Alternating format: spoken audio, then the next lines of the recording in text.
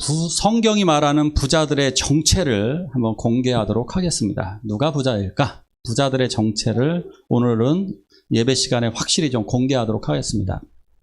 성경이 말하는 부자들의 정체. 부자. 그러면 우리는 이런 생각을 합니다.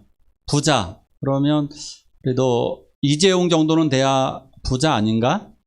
그죠? 뭐 빌 게이츠는 돼야 부자라고 말할 수 있지 않나? 좀 더 현실적으로 이걸 물어보았습니다. 부자 기준 어느 정도라고 아마 생각이 드시나요? 부자 어느 정도 돼야 부자일까요? 우리 이소영 선생님 젊은 분한테 물어볼까요? 이소영 선생님 돈을 어느 정도 갖고 있으면 부자일까요? 억으로 한번 얘기해 보시죠. 억 소리 나게. 10억 소박해요. 소박합니다. 아직 젊어서 그런 것 같아요. 우리 현실적인 여기 우승여 집사님 몇 억 정도 돼야 이 사회 부자라 그러죠? 그랬죠? 보통?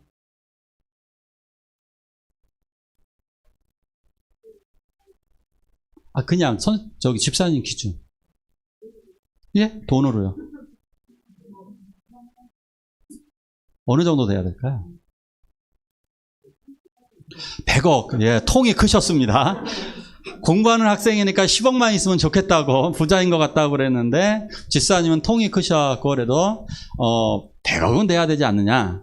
근데 이게 조사를 해봤습니다. 근데 작년 이게 해마다 올라가는데요. 작년 2020년 기준으로 해서 그 결론을 내보니까 49억이었습니다. 그러니까 보통 이런 기준을 맞추면 되잖아요. 그러니까 두 분이 말씀하신 게 맞아요. 10억과 한 100억이 한 중간선 정도 되니까 한 49억 대략 49억이 나왔습니다. 49억쯤은 있어야 부자가 아닐까. 우리 사회가 생각하는 부자의 기준이 그렇습니다. 그런데 성경에서도 그렇게 이야기할까? 오늘 말씀을 통해 좀 자세히 알아보고자 합니다. 예수님이 12제자를 뽑고 나자 부흥이 일어났어요. 굉장히 많은 사람들이 예수님께로 몰려들었습니다. 12명의 제자가 예수님의 일을 아주 열심으로 도와주었습니다. 이 사람들이 병자들 오는 것도 도와주고 말씀도 같이 전해주고 막 이러다 보니까 수많은 사람들이 예수님께 몰려들었습니다. 유대, 예루살렘, 이건 뭐냐면 우리나라로 기준으로 하면 이런 느낌입니다. 이런 느낌이에요. 북한에 있는 평양에 있는 사람들이 왔다. 신의주에 있는 사람들까지 왔다. 그리고 여기서 본 서안 지경, 뭐 서해안 그쪽에서 이거는 저기 간도 만주에 있는 사람들도 왔다. 뭐 이런 얘기인 거예요. 그러니까 수없이 많은 지역에서 예수님께로 사람들이 몰려들었습니다. 뭐 이유는 두 가지죠. 첫째는 말씀을 듣기 위해서, 두 번째는 병고침을 얻으려고 사람들이 급격하게 몰려들기 시작했습니다.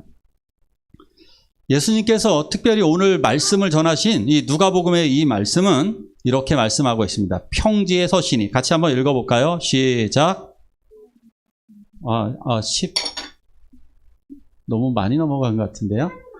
여기입니다. 같이 한번 읽어볼까요? 시작.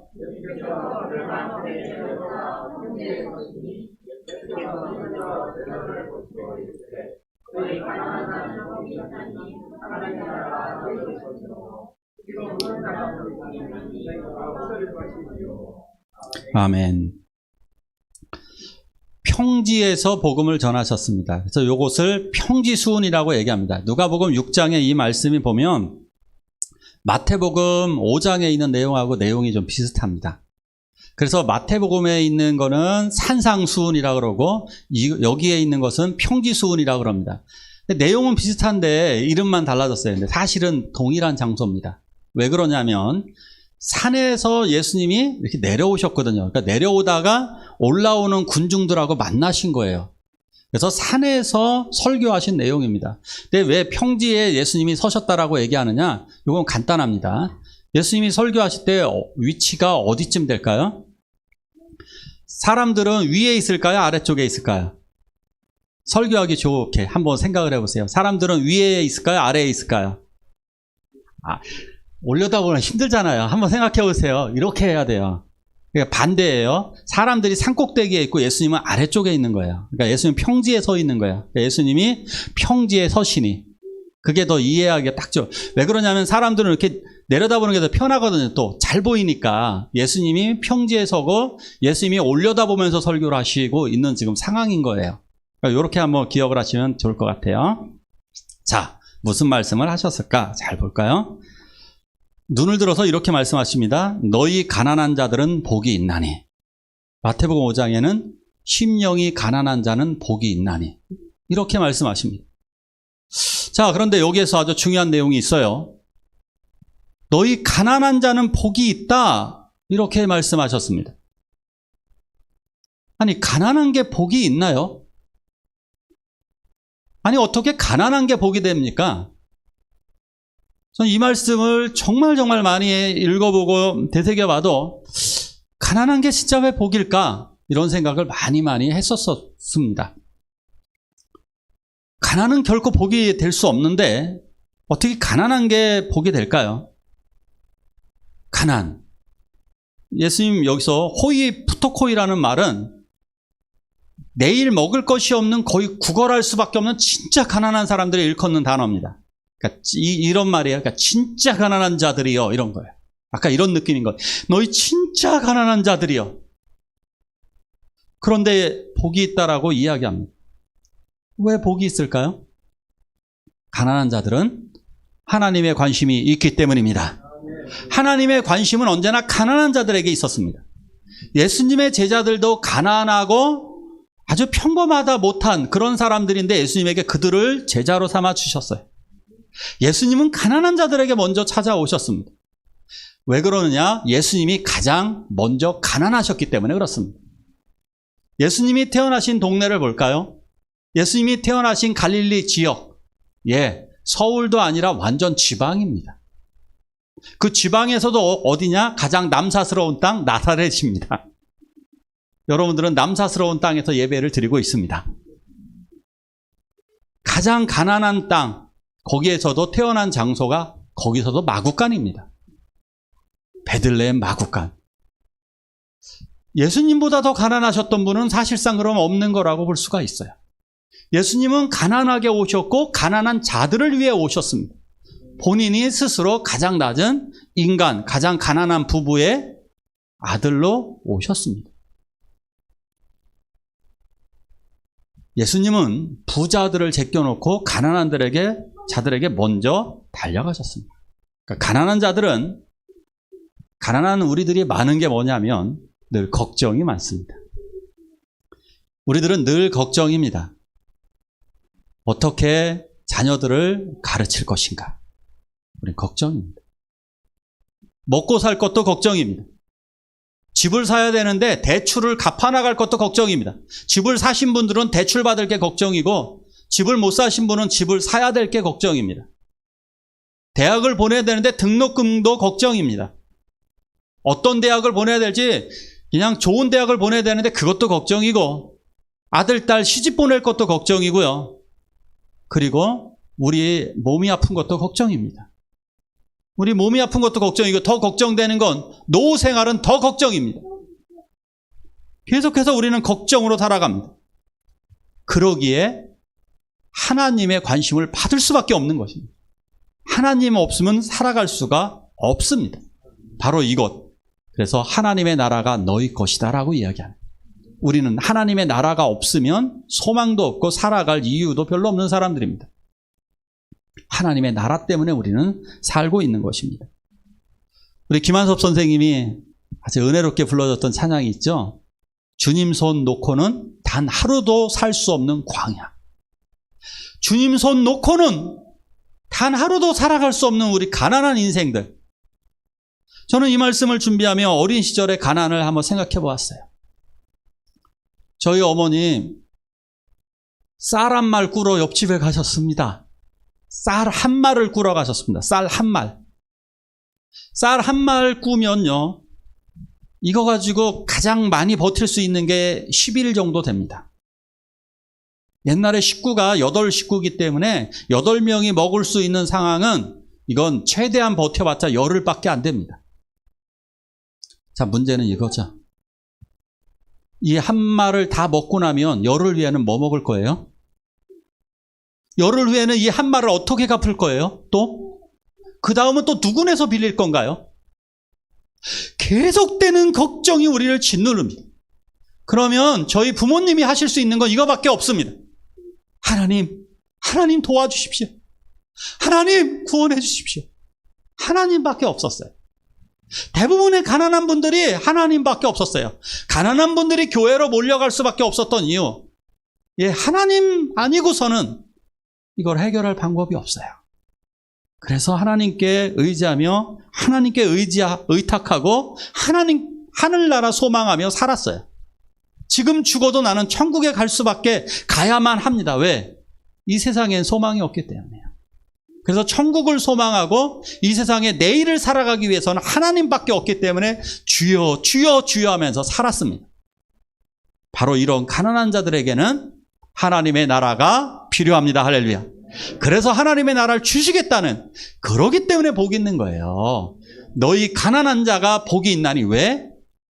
너희들은 나를 찾아왔기 때문에, 너희들은 나를 필요로 하기 때문에 내가 너희에게 하나님의 나라를 줄게. 이것이 복인 줄로 믿으시기 바랍니다. 심령이 가난한 자 복이 있나니. 똑같은 거예요. 부자들은 심령이 가난하질 않아요. 심령에 딱 채워놓고 삽니다. 우리들은 심령이 뭐로 가득 차느냐? 심령이 가난하기 때문에 여기가 늘 마음이 비어져 있어요. 공허해요. 때로는 그래서 염려와 근심, 걱정으로 가득해요. 그래서 여기에 어떻게 하느냐? 우리가 이걸 해결하기 위해서 하나님을 요청하는 거예요. 하나님 나는 마음이 가난합니다. 마음이 가난하고 불쌍해서 하나님께 의지하면서 기도를 합니다. 바로 그럴 때 하나님께서 우리를 채워주시는 거예요. 예수로 채우시기를 축원합니다. 그런데 세상 사람들, 부자들은 여기에 무엇으로 채워놓나요? 돈으로 채워놓는 거예요. 내 빈 가슴에 돈으로 채워놓게 되니까 그들은 심령이 가난하지 않고 부유한 상태가 되는 겁니다. 걱정거리가 없는 심령이 부유한 상태가 되는 겁니다. 바로 이런 사람들에게는 천국이 없는 것입니다. 자, 두 번째 말씀을 또 볼까요? 같이 봅니다. 시작.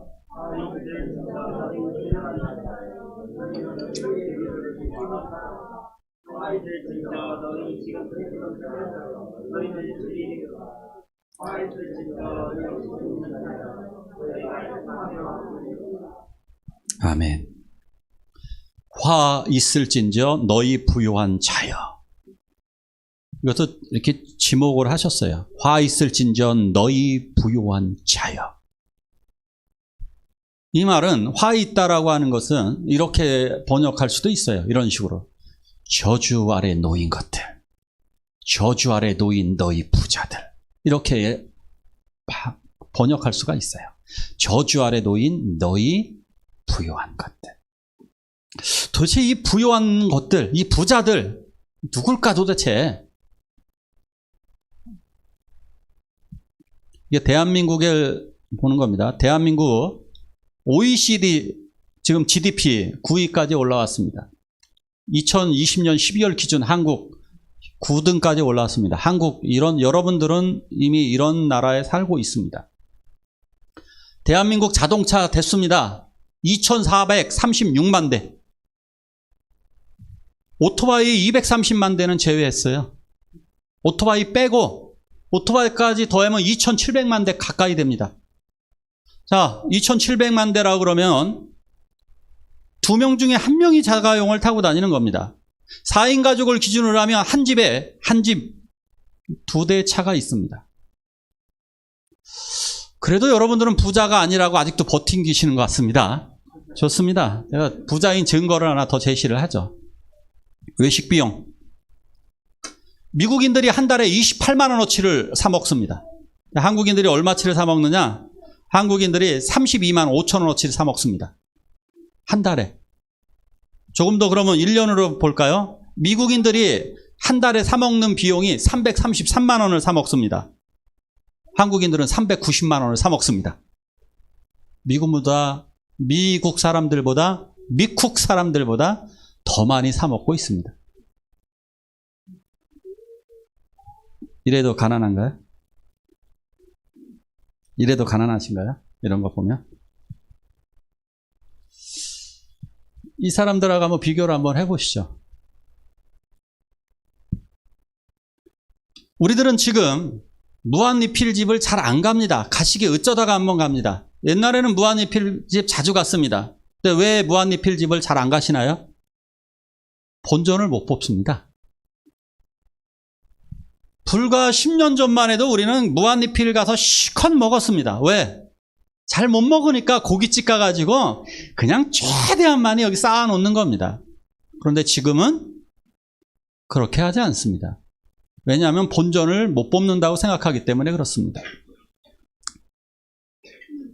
가장 인기 있는 유튜버 중에 하나는 먹방입니다. TV에서도 하루 종일 먹는 게 나옵니다. 실컷 먹습니다. 그 다음날 TV를 틀으면 다이어트 하고 있습니다. 다이어트 프로그램을 방송하고 있습니다. 그런데 부자가 아니라고 말씀하시는 건가요? 자, 우리가 이렇게 얘기할 거예요. 우리 상대적인 비교 좋아하잖아요. 아까 부자들과 비교했잖아요. 자, 그러면 저도 비교를 해볼게요. 이 사람들하고 비교해야 되지 않나요? 왠지 아세요? 지금 이미 우리는 유튜브 시대를 살아가면서 인터넷을 보면서 이웃 나라를 다 보고 있습니다. 여기에 계신 분들 대부분 다 외국을 한 번씩 다 다녀오셨습니다. 대부분. 평균을 잡으면 3번이 넘을 겁니다. 그죠? 평균을 잡으면 조전도사님 몇 번이나 가셨나요? 스스로 조전도사님은 가난한 집에 살고 있다고 생각을 했는데 외국을 누구보다 많이 갔다 왔습니다. 그렇죠, 이소영 선생님? 10억이 부러운데. 뭘까요? 우리는 이미 외국을 다니면서 외국이 얼마나 가난한지 이제 이웃사촌입니다. 그들을 알고 있습니다. 우리보다 더 가난한 분들이 이 세계에 엄청 많이 존재한다는 걸 알고 있습니다. 그래서 우리들 스스로가 상위 5% 안에 드는 부자라고 하는 사실 조금만 생각하면 다 알 수 있습니다. 우리는 상위 5%, 최하 10% 안에 드는 부자들입니다. 우리는 이분들하고 비교할 수 없습니다. 아유, 목사님, 그래도 그건 아닌 것 같은데, 뭐 이런 변명은 하나님 앞에 통하지 않습니다. 그건 이렇게 영화 대사로다 말할까요? 비겁한 변명입니다. 정말 우리들이 비교해야 될 대상은 이제 한국 안에 49억 이상 가진 부자들이 아니라 우리보다 더 고통스럽게 살아가고 있는 우리 주변의 분들이나 외국 분들입니다. 필리핀이나 베트남 뭐 이런 동남아 분들이 시집을 많이 왔습니다. 그분들이 시집 오면 보통 어떻게 하게 될까요? 남자들은 그쪽으로 돈을 보내야 됩니다. 즉 다시 반대로 얘기해 볼게요. 필리핀이나 베트남에 계신 분들은 한국 남자 만나는 게 봉을 잡는 겁니다. 그래서 그쪽으로 결혼을 하면 친정집에 돈을 보낼 수 있기 때문입니다. 그러니까 내가 한국으로 시집을 가야 우리 친정 식구들을 도와줄 수가 있어요. 우리 가족 식구들을 도울 수가 있는 거예요. 내 친척들을, 나의 형제를 돌볼 수가 있는 겁니다. 그런데 우리들은 어떻게 살아가고 있나요? 우리들은 부모도 잘 돌보지도 않고 나의 형제들도 팽개치고 기껏해서 나와 내 자녀들만 위해서 살아가고 있습니다. 그렇지 못한 분들도 많죠. 나만 잘 살으면 돼라고 해서 가족도 안 돌보는 분들도 있죠. 우리 이렇게 뻔뻔스럽게 살아가고 있습니다. 오늘 하나님의 말씀 속에서 주님은 이렇게 말씀을 하고 있습니다. 화 있을진저 너희 배부른 자여 너희는 이제 줄이게 될 것이다. 너희 굶주리게 될 것이다. 화 있을진저 지금 웃는 너희여 너희는 애통하며 울게 될 것이다. 우리로다. 제일 위의 말씀이 제일 가슴. 화 있을진저 너희 부요한 자여 너희는 너희의 위로를 이미 받았도다. 근데 여기서 단어가 아주 충격적인 단어가 아페코라고 하는 단어. 이게 뭐냐면 받았도다라고 하는 말이 상업적인 용어인데 이 아페코라고 하는 단어가 지불 완료 이런 뜻입니다. 지불 완료. 난 너희에게 위로 끝냈어 이렇게 얘기하는 겁니다. 우리들에게 하시는 말씀입니다. 우리가 지금 굶주리지 않잖아요. 헐벗지 않잖아요. 즉 너희들 위로 끝. 여기서 말하는 위로는 하나님의 위로, 하늘나라 위로를 얘기해요. 하늘나라 상급을 이야기하고 하늘나라 유업을 이야기하는 겁니다. 그런데 지급 완료래요. 더 심하게 얘기하면 너희 구원하고 상관없어라고 이야기할 수도 있는 단어입니다. 너희들은 지금 너희 위로 끝났어. 너희는 내가 너희에게 해줄 게 없어. 즉 너희들은 너희 위로를 받았대잖아. 너희 위로 받았으니까 끝이라는 거예요. 너희끼리 지금 위로하고 있잖아. 우리는 지금 배부릅니다. 커피 마셨습니다. 과자도 먹었습니다. 좋은 집에 살고 있습니다. 좋은 차 타면서 살고 있습니다. 좋은 옷을 입고 있고요. 명품 가방을 걸친 분들도 있습니다. 그러면서도 아직 나는 가난하다고 어디서 난 서민이라고 막말해볼까요? 헛소리하고 다니시나요? 하나님 앞에서 정말 그 소리가 나올까요? 우리들이.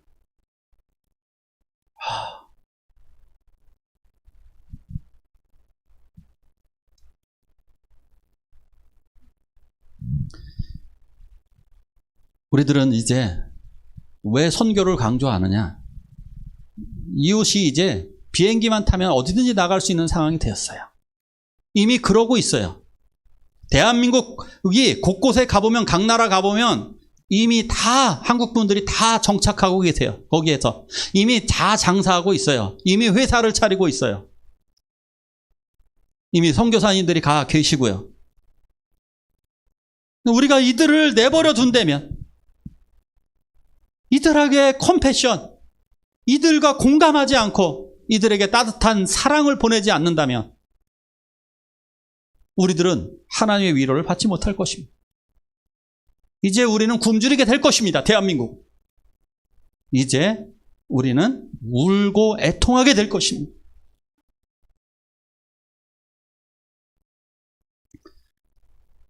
그래서 선교 말씀을 드리는 거예요. 또한 우리 주변을 우리가 또 찾아내셔야 될 줄 믿습니다. 우리 주변에서 노인분들, 사각지대에 놓여 있는 분들, 외로워하시는 분들, 고통스러워하시는 분들이 많습니다. 아직도 찾아보면 바로 그들에게 우리가 나아가야 되는 거예요. 물질도 보내고 돈도 보내고 사랑도 보내고 무엇보다 기도를 먼저 하시길 바랍니다. 그러면서 나아가야 돼요. 기도하시면서 나아가야 돼요. 우리 배만 두드리고 있을 때 하나님이 우리를 보고 진노하시게 될 것이기 때문입니다.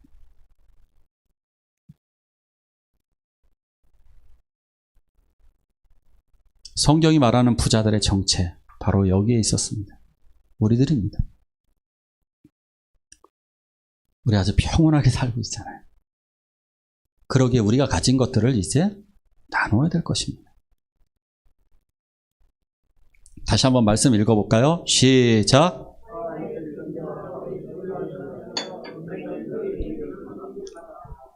아멘. 그동안 심령이 가난한 자는 복이 있나니 여기에 꽂혀 있었어요. 아, 그래, 우리는 가난한 자에 하나님이 날 불러주셨구나. 여기에 꽂혀 있었어요. 근데 저는 이 말씀을 준비하면서 놀랍게도 이 말씀이 저를 두드리기보다는 이 말씀이 저를 더 두드렸어요. 너희 부유한 자야. 말씀을 준비하면서 계속 2주 동안, 보통 2주 전부터 말씀을 준비하니까 2주 동안 이 말씀을 준비하면서 너무너무 부유하게 살아가는 우리 성도들과 저를 보는 거예요. 물론 아닌 분들 있어요. 아닌 분들 있어요. 아닌 분들 있지만 부유하게 살아가는 우리들 자신을 바라본 거예요. 그러면서 우리는 이제 어떻게 살아야 할까? 오래전에 했던 말씀을 다시 한번 여러분들에게 상기를 한번 드려볼게요. 가실 때 정말 하나님 진노 피하시려면 다 주고 가지 못하시겠으면 절반은 꼭 누군가에게 주고 가시기 바랍니다. 저부터 결단할게요. 제가 선언을 하고 결단하겠습니다. 저부터 제가 가진 것이 있으면 제 재산 절반 우리 선율이 꼭 들고 기억하세요. 선율이하고 은율이는 꼭 기억을 해야 돼요. 너희들은 절반 가지고 그 절반으로 나눠. 이 절반을 분명히 누군가에게 꼭 제가 주고 가겠습니다. 이미 유언을 미리 작성하면 됩니다, 여러분들. 간단합니다. 유언서를 미리 작정을 해놓고 그렇게 하시면 가능합니다. 제가 먼저 결단해서 그렇게 저에게 아무리 제가 죽는 날 잘 아껴보면 5천만 원은 있을 가능성이, 1억은 있을 가능성이 있습니다. 1억 중에 적어도 5천만 원은 500만 원씩 10분에게 나눠주게 될 것입니다. 최소한 500만 원씩 10분에게 나눠주게 될 것입니다. 저 그렇게 하고 싶습니다. 근데 이걸 장로님들 하시기 바랍니다. 그 다음에 나이 많은 순으로 결단하십시오. 그러면 산들교회에서 혁명이 일어나게 될 거예요. 그런 세상에 그런 교회가 있대. 예, 그렇게 하시면 돼요. 뭐가 어렵다 그래, 그거. 지옥 가는 것보다 낫잖아요. 버림받는 것보다 낫잖아요. 하나님의 위로를 받기를 원합니다. 하나님의 위로가 우리들에게 있기를 원합니다. 가끔가다 그러실 분들이, 난 내 아내가 원하지 않아서 난 못하겠어요. 내 남편이 반대를 해서 못하겠어요. 아주 간단합니다. 남편하고 아내가 반 나누세요. 5천만 원 있어요. 2,500만 원 가지고 하시면 돼요. 2,500만 원 가지고 하시면 얼마든지 가능해요. 미안해. 당신 돈은 당신이 알아서 해. 당신의 믿음대로. 나는 내 믿음과 나의 의지대로 이것은 내가 할게. 2,500만 원. 전 제 아내하고 얘기할게요. 2,500만 원은 제가 알아서 할게요.